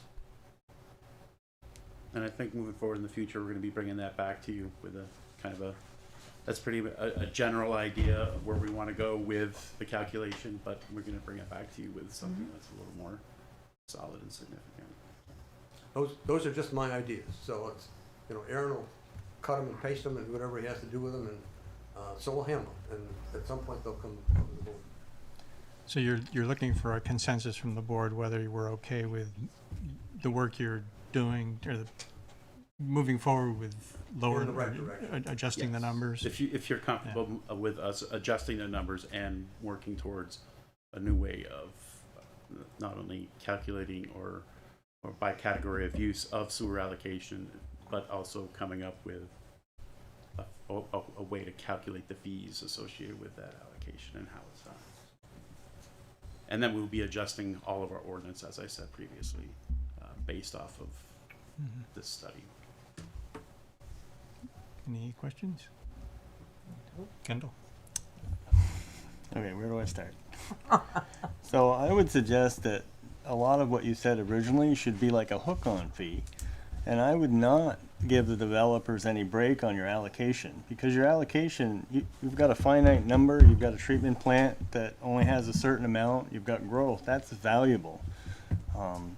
If they don't pay it up front, they should pay a big majority of it, and they should have a timeline where if they don't do their development with a certain period of time, sorry, that's going to go to somebody else, or you're going to pay for some more. I mean, I don't know if it's happened in Essex, but sometimes somebody can come in if the fees are low and pay it and just hang on to it for a decade, and it takes away your capacity. So I would just, I think that your allocation is very valuable, and it should be, we should recoup that cost. Understood. I agree. Yeah. Ethan? I'm gonna be the opposite side today. Although I appreciate all the work that you put into it, but I think that it's gonna be a little bit of a slap in the face to the community and maybe some developers who've been a part of the community for quite some time, when all of a sudden the town changes its numbers, raises its fees, and takes up a whole lot of allocation up here for a new build on taxpayer dollars. I just think that isn't going to be received very well, that all of a sudden there's all this extra allocation up here, and if you want to put in a development out in the other side of town, all of a sudden your rates are going to be 3 times as much to hook on. I don't see how that's going to be received very well as a message, or somebody buying a plot of land that's within, I don't know if there's many plots of land left within the sewer core, but subdivisions still exist and things like that. I mean, I think that I understand the developer side of it, but really maybe think about and write in some protection for landowners who would like to subdivide and hook on additional properties, not in a commercial development way. That would be my piece of advice. I get it if you're building commercial buildings consistently, hooking on, that's a different story, but to eliminate the ability for somebody to build a house for their children or their family member and have the ability to hook on without an outrageous fee, and then we build 5 buildings up here. I get it, we're all taxpayers in the town of Essex is part of that, but to your point, that system was built by the users. I'm not a user myself, so I have no say in it, but I just think just a little piece of my mind of what I was thinking about when I was hearing that was we got to just tread lightly on how we perceive the future of that allocation process. The whole system has to be done in a balance. And I think and again, this is just me thinking out loud, I think you have to deal with real numbers, and we know what the real numbers are. What we don't know is what kind of a cost we're going to charge, or what would be in that ordinance. That's a separate animal, and that's something that the board is going to have to take into consideration, because there is that balance between, we do want to recover some of these costs, because they're already paying for it now in their system. They're just paying for it differently. They're paying for it in a sewer initiation fee, and I'm guessing it's about $2,500 now, I don't know, somewhere in that range? Yeah, it all depends. Usually water and sewer, for a single family home, 5,500 in that order. So it's already there. That's water. So it's a question of how much is there under the new system. And in my view, the board will be the deciding group to be able to say, okay, this cost is too high. Maybe we won't recover all our past costs. Maybe we'll recover part of our past costs. We'll try to keep because I do think you want to, my feeling is, I think even through the town plan, you want growth to occur. Right. So you want, on one hand, encourage growth, but you want the fees to be fair. And so that's what's gonna have to be written into the ordinance and into the fee structure. And that's something that needs to be looked at so that you're not discouraging growth. I mean, there's not a lot of open land, and there is, but not a lot of open land in the core. And I can't foresee the future, but I think the tendency might be that, like in the village, the growth is going up, not up. So you may see some conversions of a single-family house, if the density allows it, to a 4-story apartment, a 4-unit apartment. And you want to be able to accommodate that, because it doesn't have any, if it's on the same parcel of land, it doesn't affect police, it doesn't affect, well, it will affect fire, but it doesn't have a big impact on other town services if it grows that way. But the fee still has to be appropriate so that it enables that party, if they can do that and if the zoning is right, that they're able to afford to do that. You know, so you don't want that situation to become a $10,000 hook-on fee. So you've got to figure out how do you make that work? It's like right now, our water initiation fee doesn't really account for the cost of meters. A 5-inch, 5/8-inch meter for a house is $300. And they go up basically every quarter. Yeah. Yeah, and a 3-inch meter, compound meter, is probably $3,000 or $4,000. So your fee for hook-on, if you will, somehow has to reflect the cost of those meters, because 3,000 is a hell of a lot different than 300. Yeah. And you ought to be able to recoup. That's a fair. If we're paying for the meter, the town's paying for the meter, you ought to be able to recoup that cost. Now, the 3-inch compound meter isn't going to be for a single-family house. You know, it's going to be for an industrial building. But we aren't charging them any different right now. That's why the whole system needs to be kind of looked at, top to bottom, and quite honestly figured out. So we don't end up having happen what you're afraid will happen. Overcharge or undercharge. I'm in full support of you looking into it and redoing it. I just wanted to throw that little piece out there, you know.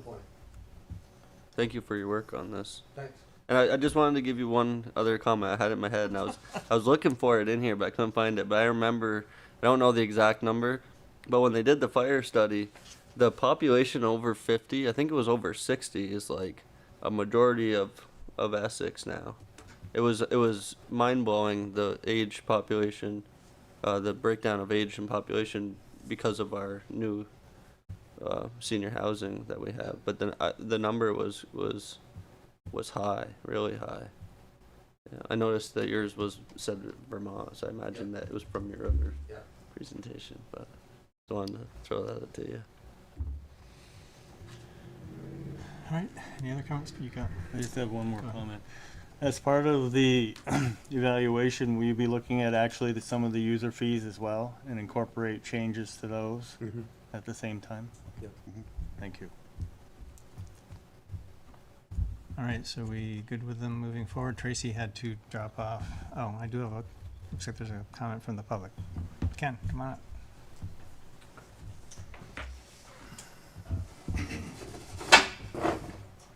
Ken Signorello, I have two simple questions. Hopefully the simple answers will suffice. Will your proposed new allocation numbers be applied retroactively to all existing hookups? No. No. I'll pick you. I won't pick on you, but I'll say you're the example. You own a house, right? I do. You connected to the sewer. I am not. Okay, but you did. In the theory, you past. did. Okay. So you made an agreement. The agreement was, I need to connect to the sewer. And the town countered that with saying, pay for it. You're misunderstanding my question. It's not so much what the user's allocation and their perception of it. Yep.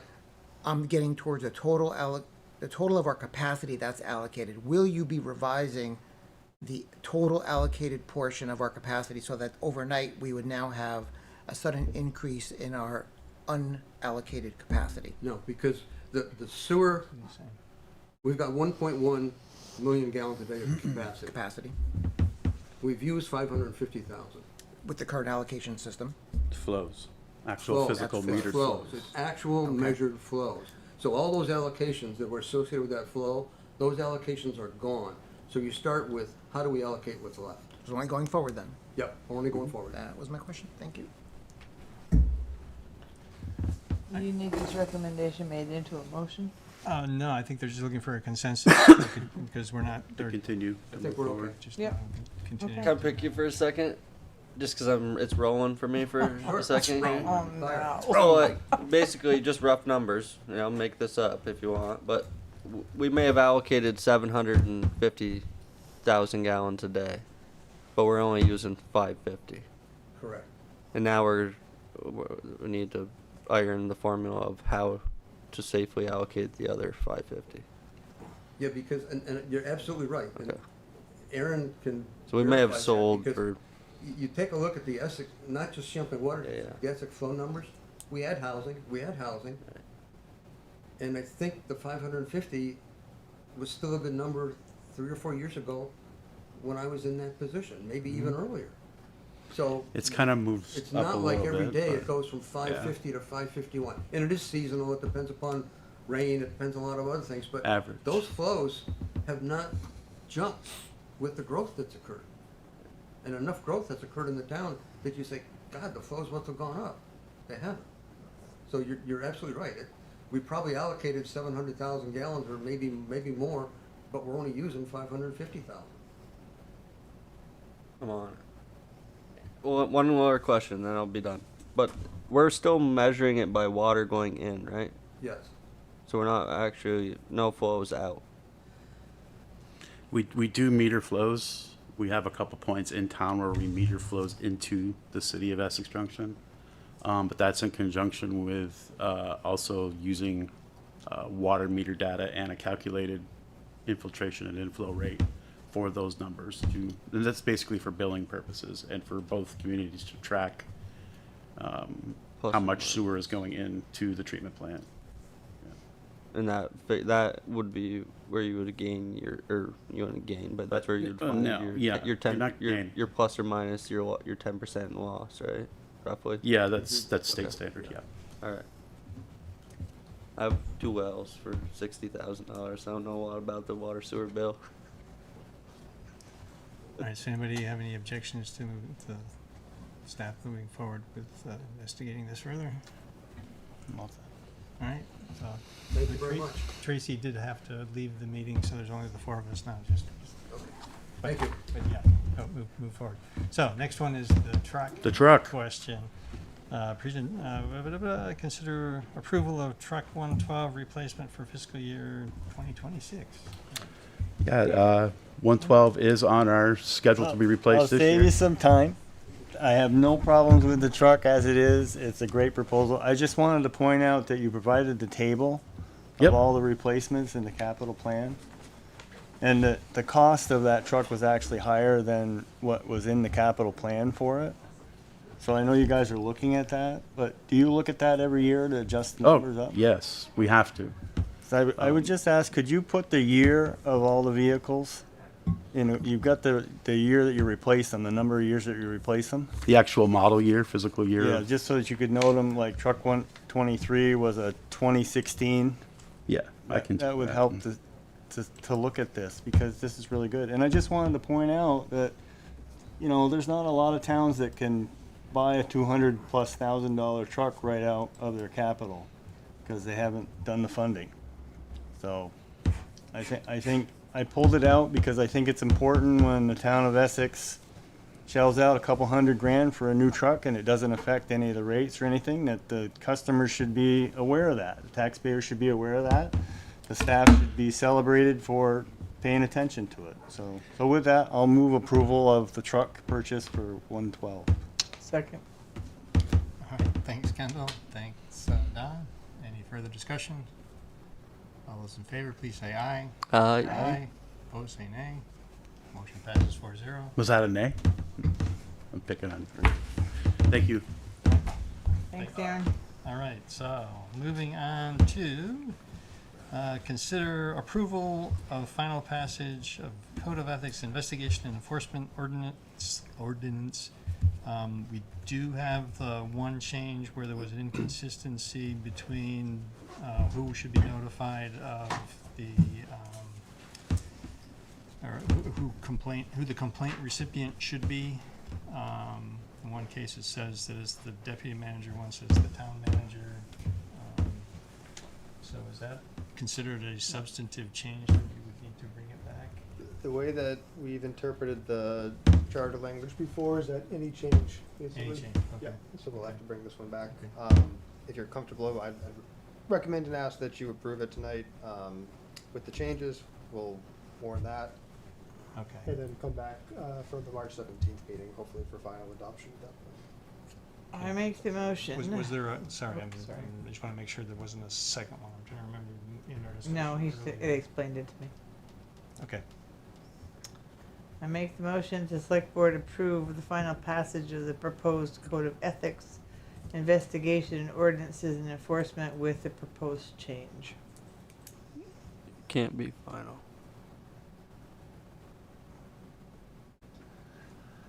Can be. Is there? You're right. Yeah. If you Oh, we I could just- remove final passage and just move. Okay, I make the motion that the select board approve passage of the proposed Code of Ethics, Investigation, and Ordinance and Enforcement with the amended changes. Thank you. Thank you, Don. Do I have a second? Second. Thank you, Ethan. Any further discussion? All those in favor, please say aye. Aye. Aye. Opposed, say nay. Okay, motion passes 4-0. Now we have 3 potential executive sessions. Are there anything to say in public around these? Yeah, 7F, the consider approval of extension of agreement with Williston to share dispatch services. As you know, we have a agreement with Williston. We've been sharing dispatch services. It's been working out well for all parties. We're coming up to the time frame at the end of the fiscal year where the current agreement runs out. Executive session, I could run through the proposed edits to that agreement, but otherwise it's just it's a continuation of what we have in place with a few amendments to the agreement. Do we want to have an executive session discussion about it? Not for this one. I think it's pretty straightforward. Okay. I don't. Is there a motion? I'll move the select board authorize the town manager to execute an agreement to share dispatch services with the town of Williston. Second. Thank you, Ethan. Thank you, Don. Any further discussion? All those in favor, please say aye. Aye. Aye. Opposed, say nay.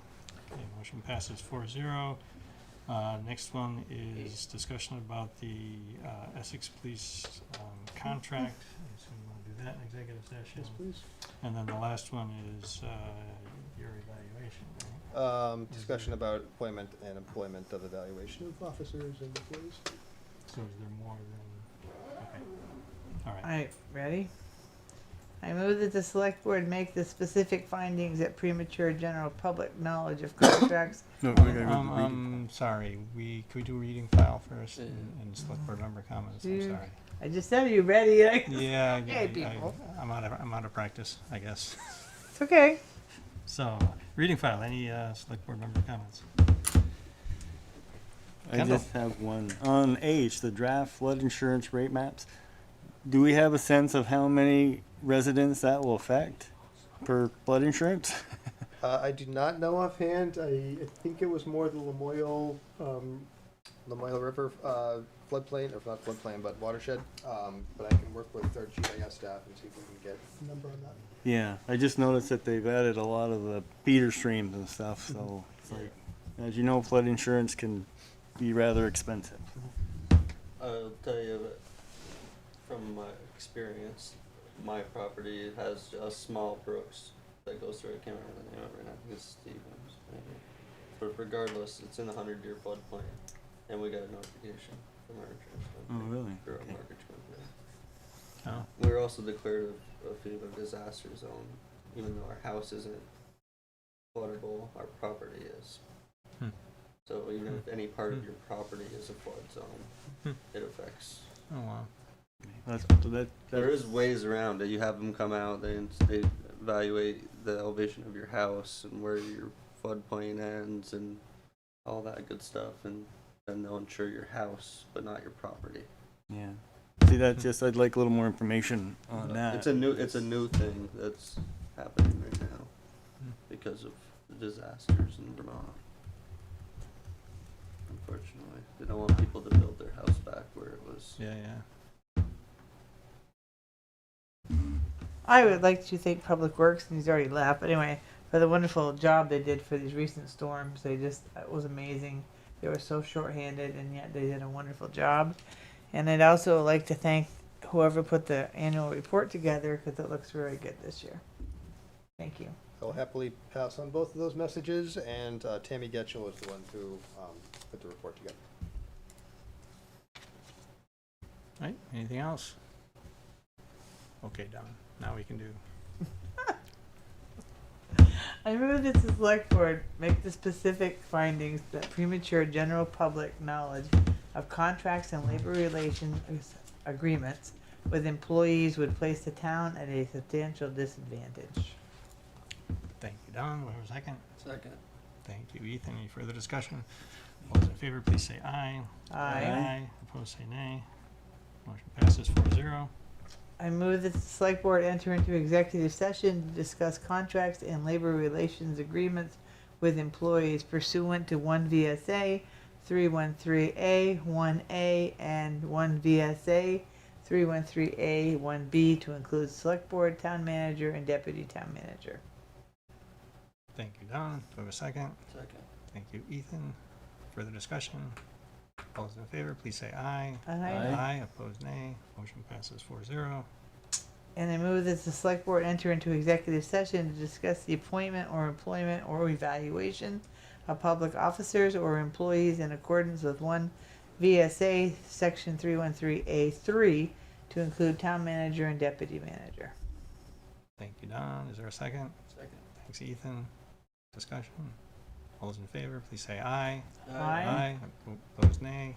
Motion passes 4-0. All right. Unlikely that we won't have anything to come back for. Okay. So, all right. We're done. Thanks. We're into executive.